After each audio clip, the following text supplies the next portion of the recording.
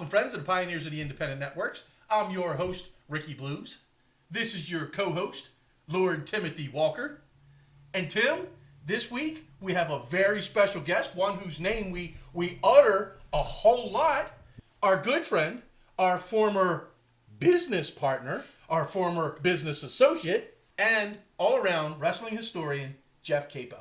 Jeff, welcome to the show again. Thanks. Always happy to be here on Pin. And we are happy to have you.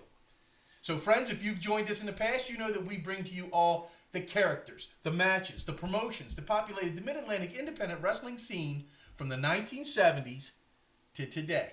Tim? That's a long time. It is. That's the obligatory statement. Jeff, what do you think of Lord Timothy right up front with that obligatory statement? Absolutely. It is a long time. And we've been around for all of it, so it's been a long time. So, friends, strap in. Here we go. Tim, this week, we've got a special guest. Gives us a little bit more information to digest and to put out there. We want to go with a topic that's quite interesting. What do you think our topic this week should be? Well, let's talk about some unsung heroes. Unsung heroes, okay. In wrestling. All right. Do we want to frame it out for our fans so they know exactly what we're talking about? I think that's a good idea. What do you think an unsung hero is? So for me, an unsung hero, even though they may have made it to the highest platform in a local indie or maybe even a territory, but they, for some reason, they never got that one big break, or that one big break never fell for them that could have catapulted them. Now, you have to have the wherewithal to receive that break. These folks had the wherewithal. It's just the break, for whatever reason, wasn't there. It missed. It was almost there. And it was kind of like the whole Scott Steiner's going to be world champion at WrestleMania 9, mythos, like that. Jeff, what would you add to that about an unsung hero? I also look at unsung heroes as people who aren't looking for the spotlight. Mm-hmm. There's a lot of people that we had through the years, and we've all worked with them, who worked behind the scenes, mm-hmm. who were maybe not wrestlers or referees or even ring announcers, who were, though they weren't in the ring, were instrumental in getting those shows together and getting them to be as successful mm-hmm. as they were. So we are coming at it addressing a bunch of different angles today. That's good. With that in mind, Tim, where are we coming from? Well, I think since I see an NWA Referee shirt mm-hmm. here on the table, that it's only appropriate that we come from the site of one of Jeff's biggest matches as a referee, and that would be Nashville, Tennessee. Nashville, Tennessee. The NWA 57th anniversary show. All right, men. So when I think about the unsung heroes, I have two picks this week to take us into that topic.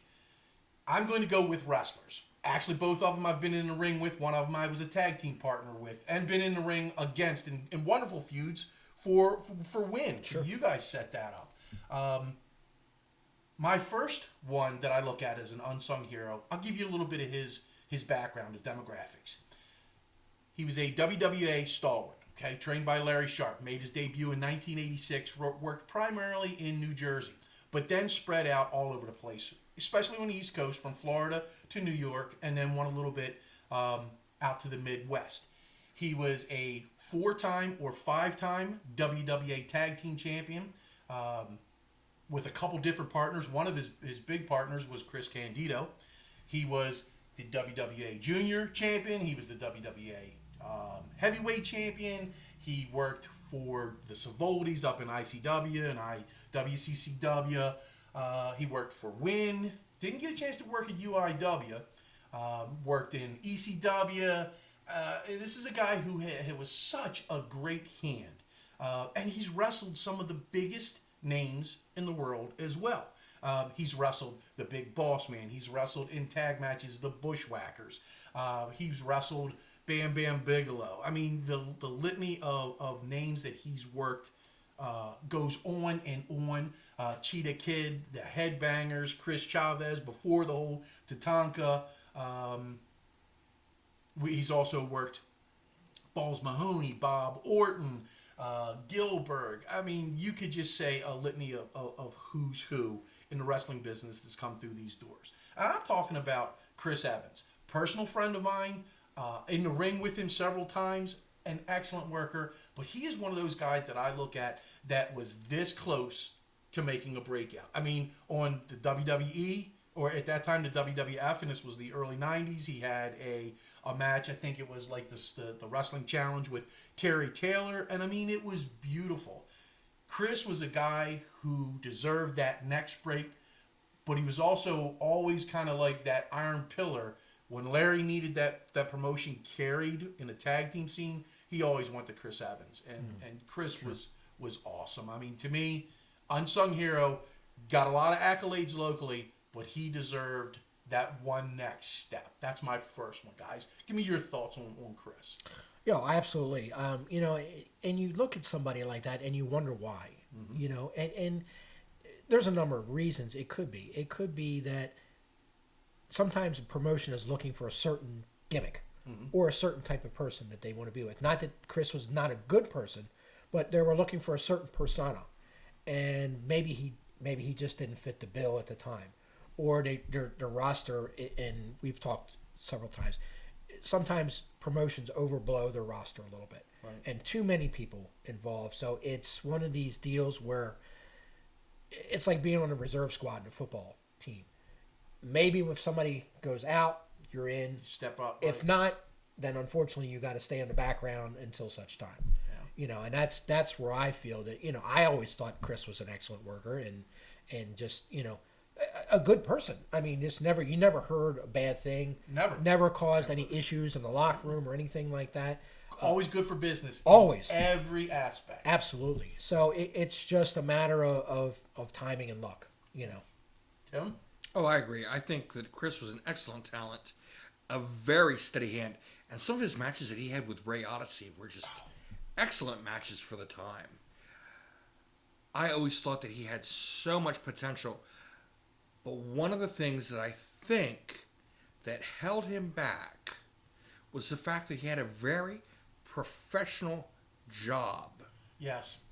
In the Philadelphia area, which wouldn't allow him to travel as much as he would probably have liked.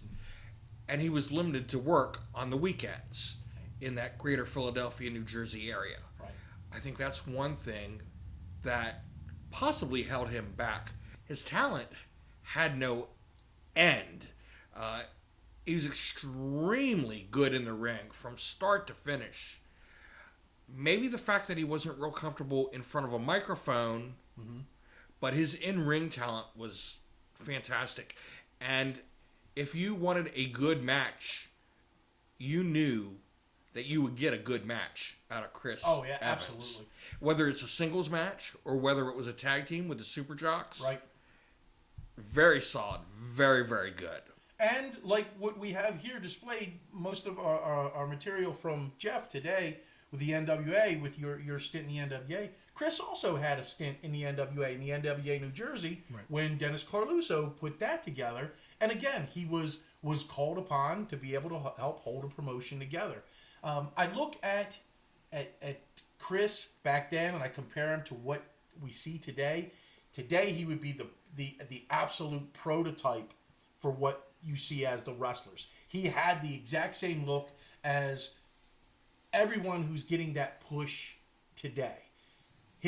I think his fluidity was on par with some of the top talents of today. So even though he wrestled in that 90s period up into the early 2000s, his work could be compared, his body of work could be compared to the body of work that we see today.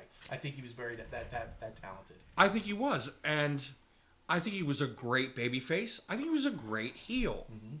I think he was great at singles, and I think he was great at tag teams. How many people out there can you say that about? You're right.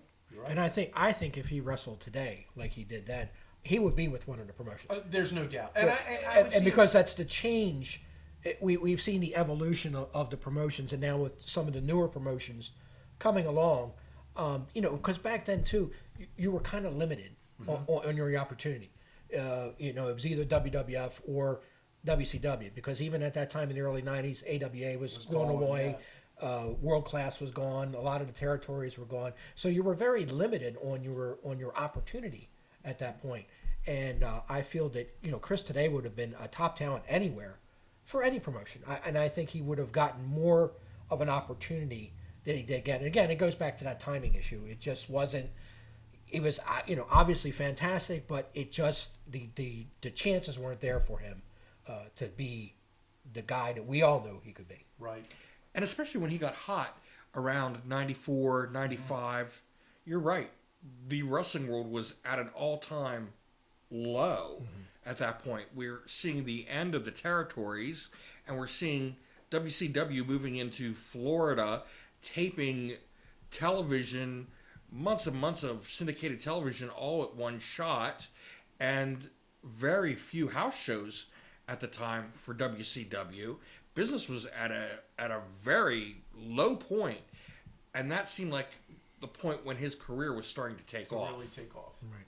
And you didn't even see the proliferation of the lucha style or the Japanese promotions, because again, they weren't able to crack the American market yet. So Right. New Japan wasn't here, or even like the when Lucha Underground was running, or some of the promotions that are running now that are running in the Southwest or California and stuff. Again, those unfortunately those promotions weren't here at that point, or at least enough that could have drawn somebody like Chris in and made it worth his while.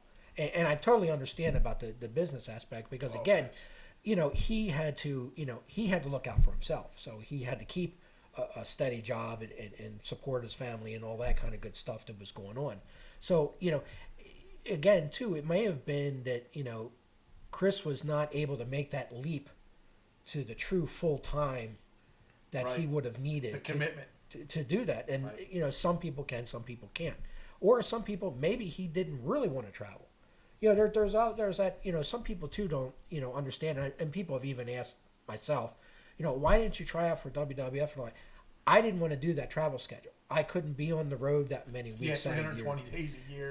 And have a family. And it's very difficult. And you have to be a certain type of person to be able to handle those pressures on the road. And unfortunately, we've seen, when it can go horribly wrong. Yes. Well, Chris was that all around guy. I mean, like you said, he did everything. And without question. Yep. Anything you asked him to do, sure, okay, I can do that, and he could do it. And he he wasn't a braggart. He didn't brag about what he did. He said, if you asked him, oh, we need you in this tag match, okay. Yep. Well, we need you to take the pin, okay. Nothing. And he really was the perfect size. He wasn't too small. He wasn't too big, but he was tall, so that he could work with someone like the big boss man. Well, I think too, that's still what hurt him as far as like WWF, because Vince was still in that big push the giant guys, the Hulk Hogans, the Bundys, the John Studs. That still. And it was a hard sell. Think about the '90s. It was a hard sell for the Bret Harts and the Shawn Michaels, all those guys, and even with Sean Waltman getting in there. They weren't sold on any of that because they still wanted that. Well, they were the exception. They were the exceptions to the rules. Yep. That was an uphill battle for all of that. For all, yes. All right, fellas, that was pretty good. That was just our warm up. The next guy I want to take us to is another personal friend of mine. Somebody I've been in the ring against. Someone I've been in the ring with, and I've traveled up and down the roads with them, both sides of it. And I tell you. What a fabulous, fabulous guy. Another guy who had a professional career outside of the profession. But a guy that anytime that I think about, I smile knowing that, man, what a great time I had with this guy. I'll give you a little bit of the background on here. And it's an eye-opening background. So he was trained by Larry Sharp and Dwayne Gill in the Baltimore Monster Factory. Okay, he would have made his debut November 1990. That's 30 years ago and a month, right? We're coming to you in December. 30 years ago and a month, he made his debut. He's worked for UIW, WIN, WWF, WCW, MCW, boy was he a staple in MCW. He was 3 times MCW heavyweight champion, 2-time MCW tag team champion, 1-time MCW Rage champion. He ran the gambit in MCW. He was 3-time MEWF tag team champion, once with yours truly. 2-time, I believe, WWA tag team champion, once with yours truly. He was also UIW light heavyweight champion. He's also MEWF light heavyweight champion. So this guy has done a lot. Did you leave anything out? I don't know. There wasn't much that he hasn't done. But hold on, Tim. It gets better. Listen to this list of names that he has worked. This is an incredible body of work. Let's just throw the big dogs right out. Bob Backlund. Well, that's okay. Brian Pillman. Here's another one for you. Mick Foley as Cactus Jack. The Bushwhackers. The Fantastics. Razor Ramon. Chris Candido. King Kong Bundy. The Lightning Kid. The Nasty Boys. Sorry about that, Jeff. I spit on you. The Nasty Boys. That was kind of appropriate. Get my That's face kind of on up. nasty, wasn't it? The Nasty Boys. The Bushwhackers. Just incredible. Raven. I mean, this guy has worked so many of the big names in our profession that it's kind of enough to just sit there and say, hey, take a look at what I did. But he was never like that. That was never his style. But he has been around and done a lot. That's an impressive list. That is a very impressive list. Like I said, he had two different, one dark match in WWF in the mid-90s, early job stuff in the WWF, but he also had a cup of tea, and I think they were tryouts in WCW.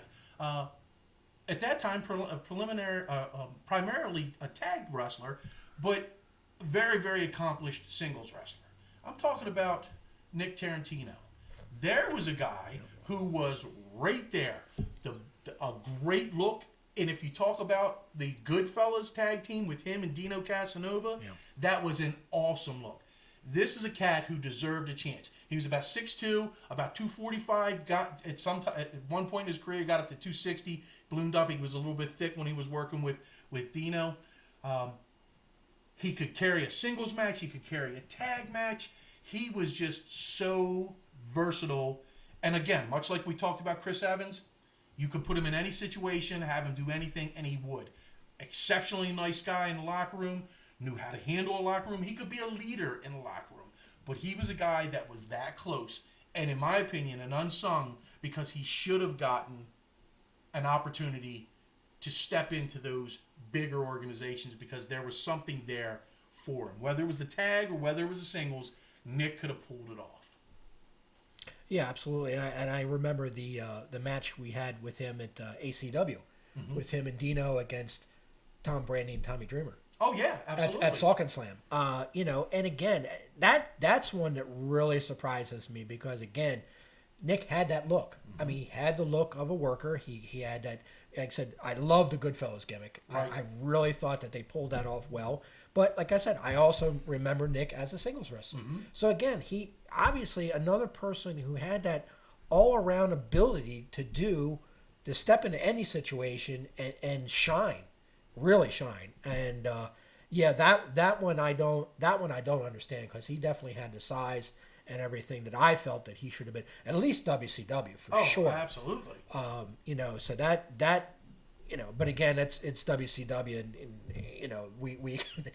we could spend a million years talking about the mistakes that they made along the way, and people like that, and that's an unfortunate situation. That's a situation where Nick did everything he needed to do and was there when they needed him, and they just dropped the ball. Yeah.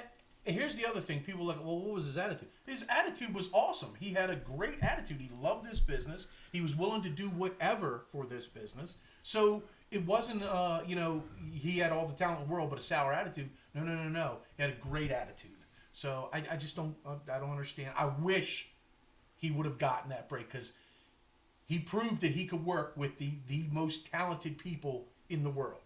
And he did. Tim? Oh, I agree. He could work from the opening match to the main event and anywhere in between. He was that talented. He understood what his position on the card was and what was expected of him in those situations, whether it was the opening match or the main event. He knew what to do. He knew when to do it. When you're talking about a tag team with Dino Casanova, he had a great sense of timing. Yes. Mm-hmm. It was fantastic. And a lot of times on the independents, you don't see that. And a lot of times on the independents, you don't see that as much. Right. But his timing was just darn near perfect, especially in the tag team and even as a singles. It was very, very good. And it's a darn shame that at that period of time, WCW was more focused on recycling Yes. old WWF names than developing their own new, unique talent. And he certainly could have been a featured wrestler on national television. Easily. I just know, there's no doubt about it. I mean, he had everything. He was good on the mic. Mm-hmm. I mean, he spoke well. He does. He speaks well. He's a well-spoken person. Could get on the mic, could do the gimmick. Right. You know, or if you didn't want him to do the gimmick, if you wanted him to just be Nick Tarantino, He could be. he could be Nick Tarantino. And he wasn't afraid of that gimmick because there was comedy in that gimmick. Sure. So he was such a well-rounded performer that he could explore the comedy ends of that as well as the serious end. And Tim? Well, you're right, because he wasn't just a good wrestler. He was a good actor. Yes. Any position you put him in, he excelled at. In MCW, they had him in some storylines where he was a tag team with Ronnie Zuko and involved with Candy. The whole promotion was basically centered around this big angle that he was involved in, and it took months for this thing to build up. And it took months for this story to build up, and he held up his end month after month after month to build up the drama in this story. So not only was he a good wrestler, he was a darn good actor, and I think that would have portrayed well on TV. Yeah, we always did, and we did the gimmick too. I remember when he did the Goodfellas, you know, because they were always oiled up. Right. So as a referee, I would go and check them, and I'd be like, "Oops," and I'd it's a slip, shot, right. slip, and like try to wipe my hands, and they played right into it, and didn't, you know, it didn't bother them, and Nick and Dave were always joking in the ring. I mean, we would do things, and they were like, you know, they'd say something, and I'm like, you know, try not to laugh, and Right. but you know, again, because they were at ease with the gimmick Yes. and at ease in the match, but didn't take away from the match. You know, they were that good and that professional that they could, you know, it's like they knew each other so well and knew their opponents so well and just, like I said, did everything that they needed to do. And like we said, folks, there's two right there at the doorstep that deserve those breaks. They excelled in the territory of the independents. They did. And they proved that they could carry the ball. They just needed that break, and that's why we looked at them as unsung. That's for me. I agree. Nick was like the straw that stirred the drink there in MCW for quite a while. Yes. Yes. Well, we covered a lot of material for two folks. Today, we talked about two stars that deserve that next level. The unsung heroes. We're going to stop here at the in-ring performers. Okay? So this will be our first portion of this two-part episode. Next week, we're going to pick it up with your portion. And we're going to step back from the ring and look at a whole different avenue. What do you think?